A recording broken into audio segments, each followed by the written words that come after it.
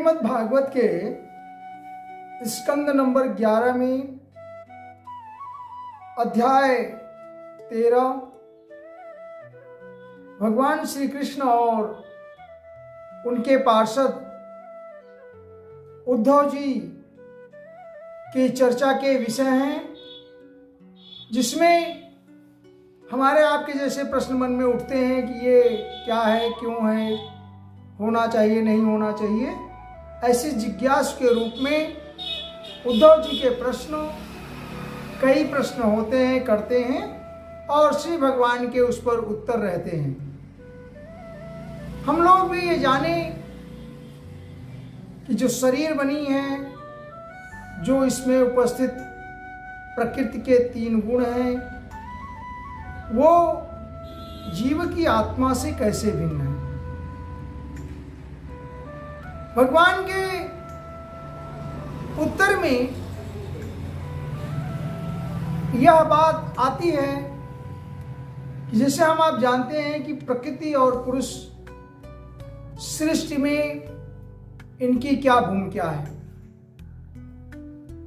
भगवान के द्वारा उपस्थित गई उसकी माया, जिसे हम प्रकृति कहते हैं,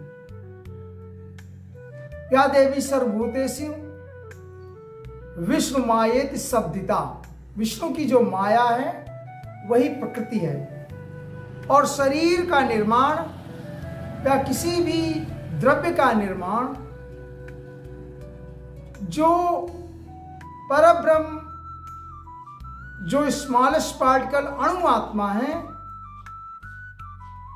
उसके संगठन से हुई। इसीलिए प्रकृति परब्रह्म से बधी हुई है, उनसे उपार्जित है, निकली हुई है,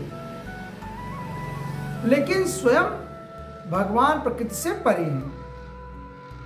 तीनों गुणों के लिए भगवान ने कहा सत्वम रजस्तम इति गुणा बुद्धे न च आत्मनः। जैसे तूने तीनों गुण हैं, सत्य गुण, रजोगुण और तम गुण, 3 तरह की जो प्रॉपर्टीज हैं, ये प्रकृति की हैं, ये संगठन की हैं, ये आत्मा की नहीं है। अब आत्मा जो अणु स्वरूप है, जो सिंगल स्मॉलेस्ट पार्टिकल है,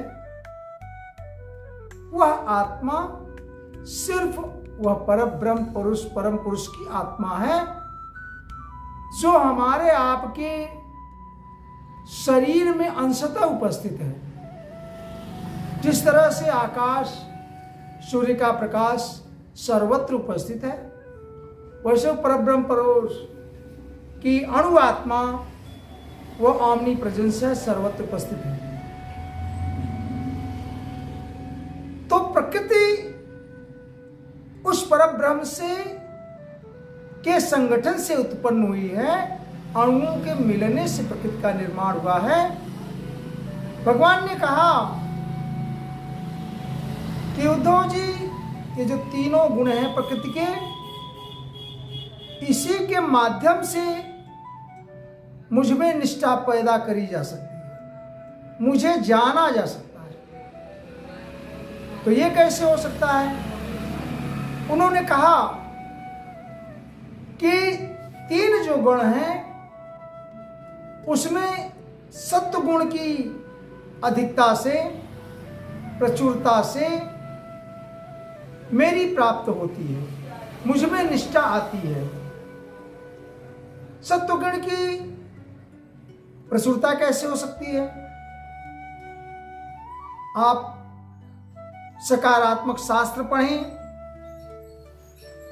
स्वधर्म की प्रवृत्ति रखें, जो आपको लगता है according to constitution, according to law, या घर परिवार के परिवेश में जो आपको लगता है कि यह होना चाहिए, यही करना चाहिए, यह सही है, यह सकारात्मक है, या जो दूसरे लोग करते हैं तो उनकी बड़ाई अच्छाई होती है, उसमें सात्विक गुण की प्रचुरता होती है।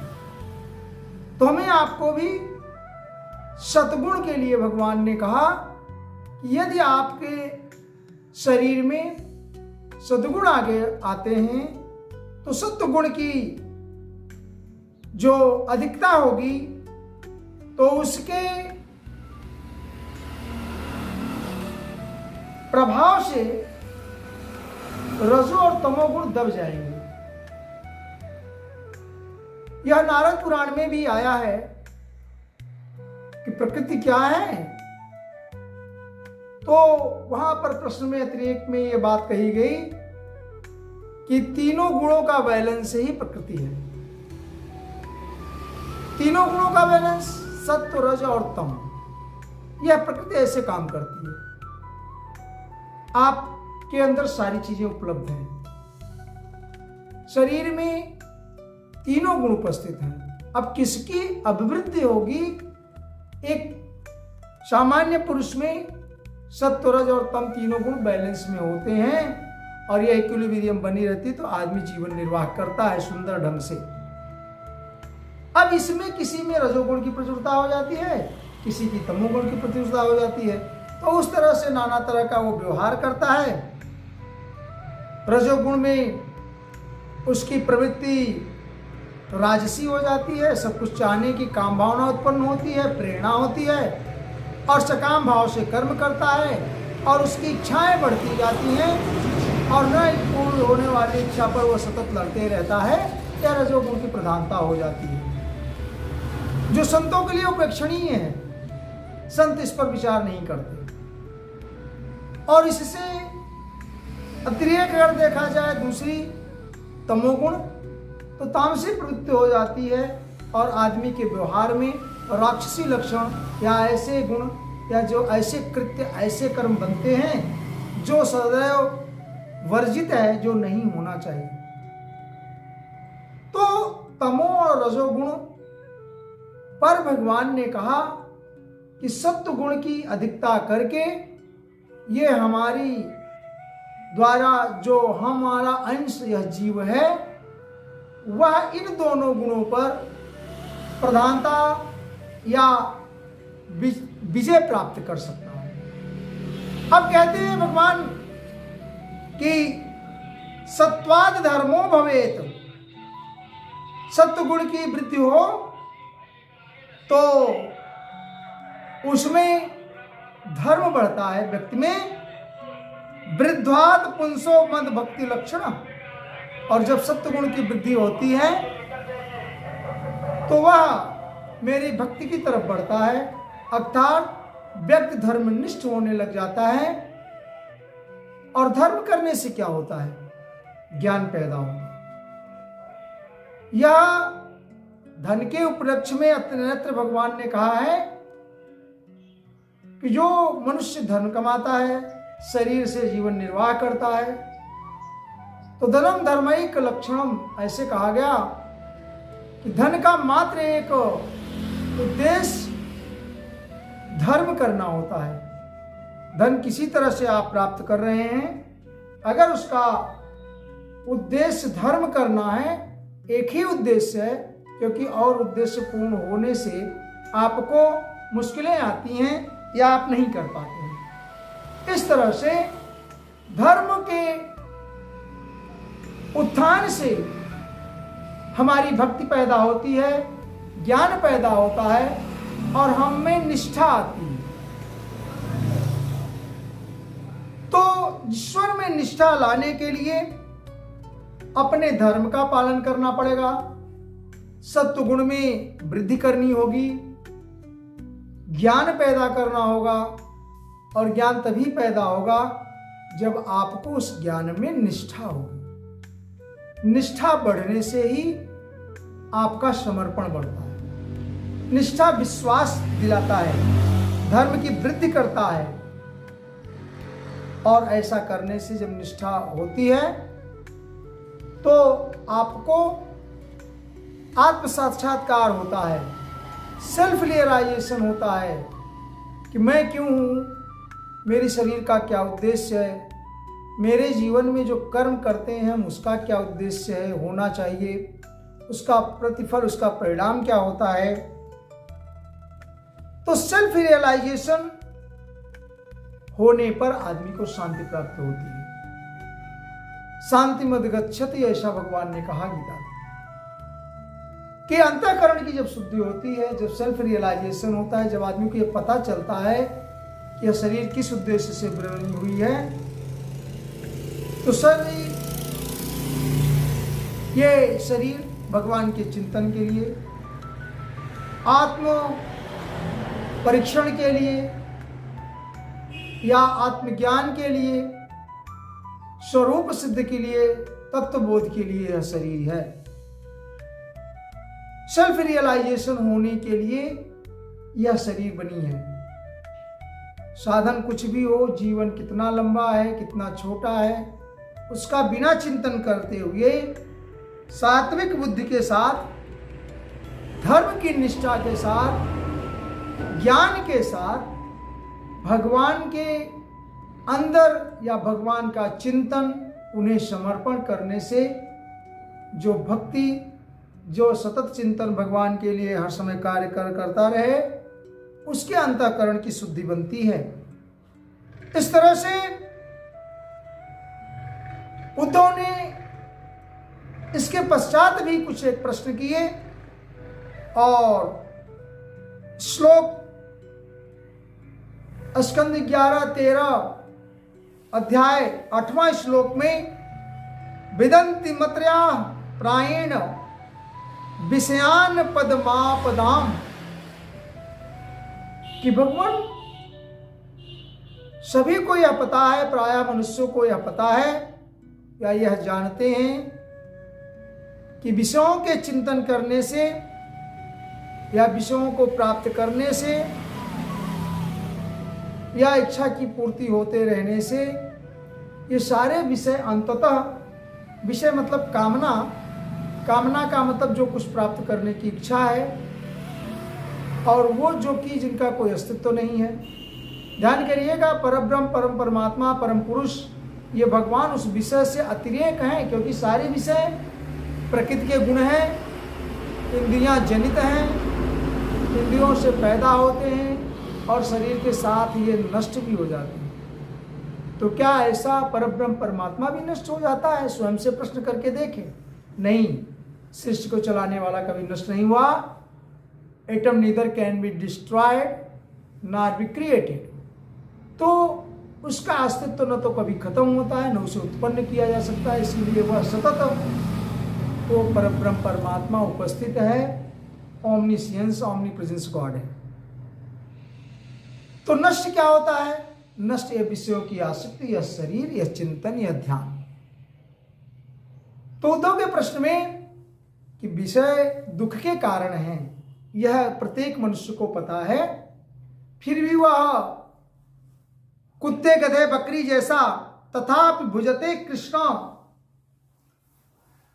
तत्कथम स्वखराजवत, जैसे श्वान, कुत्ता, गधा और अज अर्थात बकरी, कुत्ते गधे बकरे के जैसे ये कष्ट सहकर भी पुरुष विषयों को प्राप्त करने की चेष्टा करता है। तो भगवान ने कहा, प्रिय उद्धव, यह जीव क्यों करता है? इसका तत्व यह है कि उसके अंदर अज्ञान और अहंकार, क्योंकि अहंग भाव से ज्ञान ढक जाता है। जब आप किसी बात में तू तेरा मैं मेरी पर ध्यान रखते हैं, तो इससे आपका जो रियल नॉलेज है वह प्रकट नहीं होता। क्यों? अहमित्यन्यथा बुद्धि प्रमत्तस्य तथा हृदय, उसके शरीर में, उसके हृदय में वह जो शरीर है उसमें जो अहंग भाव है, इससे उसमें विकार पैदा होते रहते हैं और उसका ज्ञान ढक जाता है। वो उसे क्या करना है उसे ध्यान नहीं रहता। क्योंकि ये जो तीनों गुण की चर्चा हमने भगवान के बताई गई बातों से किया, उसमें रजोगुण से हर्ष में कामना उत्पन्न होती है और वह यह चिंतन करते रहता है शरीर के या चित्त से। अब यह चित्त और मन भी भगवान ही के रूप हैं, क्योंकि गीता में 10वें अध्याय में भगवान श्री कृष्ण ने कहा, इंद्रियाणाम मनस्यास्मि, इंद्रियों का स्वामी, इंद्रियों में मैं मन हूं। और भगवान ने यह भी कहा, शरीर में मैं चेतना हूं। तो चित्त मन सब भगवान के हैं, क्योंकि ये प्रकृति से बनी है और प्रकृति किसके गुण है? भगवान के द्वारा विश्व मायेति सब, भगवान के द्वारा उत्पन्न।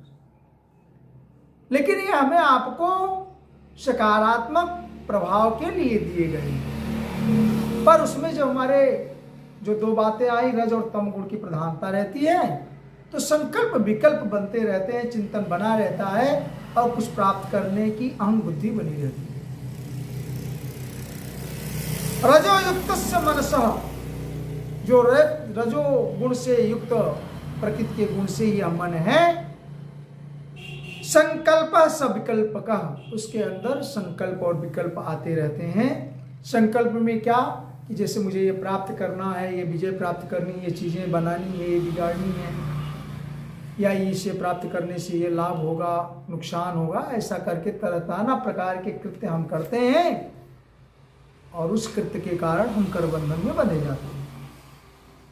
इसी तरह से तथा कामो गुणध्यानाद दुख सहस्यादि दुर्मति, और कहते हैं जो दुर्बुद्धि लोग, दुर्मुख अर्थात जो अज्ञानी लोग हैं, वो इसकी इच्छा से, चाह से, कामना पूर्ण करने की इच्छा से गुणों का ध्यान चिंतन करते रहते हैं और ऐसा करते करते उनके मन में जो विकार आते रहते हैं उसको पूर्ण करने के लिए, संपूर्ण करने के लिए वो तरह तरह के कर्म करता है, अच्छा बुरा करता है। अच्छा करेगा तो उसे स्वर्गादि आदि स्वर्ग की प्राप्ति होगी, लेकिन वह भी बंधन का कारण है। जैसा आपने सुना है, तरह तरह के सारे जो संकल्प से चीजें प्राप्त होती हैं, उनसे उनका कर्म बंधन लगता है और उसे हमें भोगना पड़ता है। आपने बहुत अच्छे काम किए तो उसका भी आपको भोगना पड़ता है, और जब पूर्ण क्षीण होता है, शरीर नष्ट होती है, तो पुनः आप कहते हैं स्वर्ग में प्राप्त करने के बाद देवता लोगों की भी शरीर आयु पूरा होने के बाद, पूर्ण क्षीण होने के बाद वो जमीन पर, धरती पर धकेल दिए जाते हैं। अर्थात फिर भी उन्हें भगवान के साथ, भगवान के जो अंश हैं हम, ईश्वर अंश जीव, वह अंश भगवान से मिल नहीं पाता। वह तभी हो सकता है जब हमारे पास नल एंड वाइड कोई संकल्प विकल्प न हो, इक्वल हो, तब तो हम उसमें समाहित हो सकते हैं। इस तरह से अज्ञानी लोग संकल्प विकल्प के द्वारा काम की पूर्ति से, उसके तीव्र आवेग से मोहित होते रहते हैं और इसीलिए वह बंधन में बंधते जाता है। भगवान ने कहा कि मेरे भक्त को चाहिए, और भक्त कैसे होगा? जैसा कि सत्व गुण की प्रधानता हो, सत्व गुण की अभिवृद्धि हो, सकारात्मक सोच हो, स्वाध्याय हो, अच्छे ग्रंथों का चिंतन हो, पुराण आदि जो धर्म ग्रंथ हैं उनका अध्ययन हो, आपकी सुंदर रीजनिंग हो, द्वंद्व हो, चिंतन हो, तो सत्वगुण का प्रादुर्भाव होगा।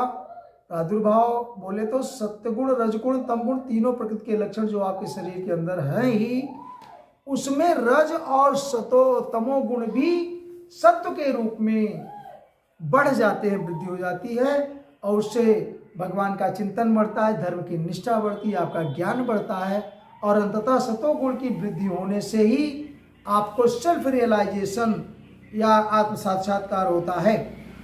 इसी तरह से भगवान ने कहा कि इस प्रकार साधक को चाहिए कि जित अनिविष्णो यथा कालम जित श्वासो जिताशन, वह जित श्वास होकर के प्राणवायु पर अपने प्राणायाम या शरीर में एक्सेल इनहेल के द्वारा जो ऑक्सीजन सप्लाई चल रही है उस पर कंट्रोल करके चिंतन करता हुआ जित शासन आसन ऐसा हो जिस पर वो कुछ देर बैठ सके और उस पर जित आसन होकर के ध्यान करके चिंतन करके हमारे चिंतन के द्वारा मुझे प्राप्त हो, इस तरह से उसे बार बार असफलता भी मिलती है तो भी वह क्या करे, कहे कि मेरे प्रति समर्पण भाव से एतावान योग आदिष्टो, हमारे ऊपर हमारे मन में